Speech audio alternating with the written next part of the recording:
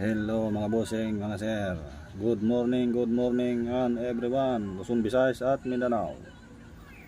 At siyempre sa lahat na mabutan ng video ito. Good morning. Ito mga bossing, pag masdan mo ito mabuti. Euro 5 cent. Kulay gold mga bossing ha. Kulay gold. So, ayan mga bossing ha. Pag masdan po mabuti.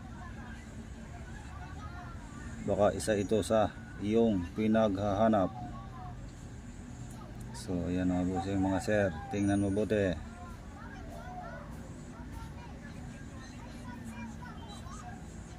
Tingnan mabuti mga sir ang kalidad ng isang barya.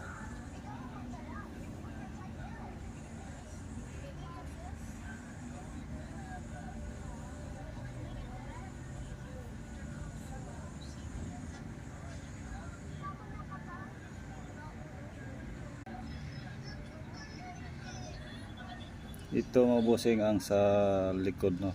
Parang harapan na rin yan. Ito po yung mga sa harap niya, no. So yan mga bossing, ito yung sa harap.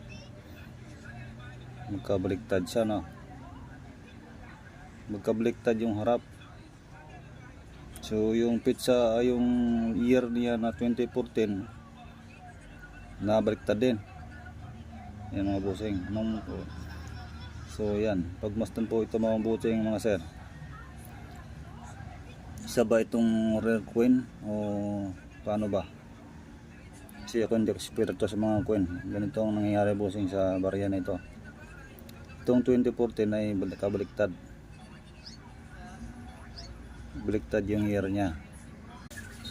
So yan mga bossing ha, baliktad talaga siya. Kasing baliktad na yung pizza niya, yung year niya na 2014 ay baliktad. So ang isa naman 2010 ay medyo tagilid. Hindi sa pantay sa kanyang original na year na 2000 hindi sa pantay yung kabila niya na mukha.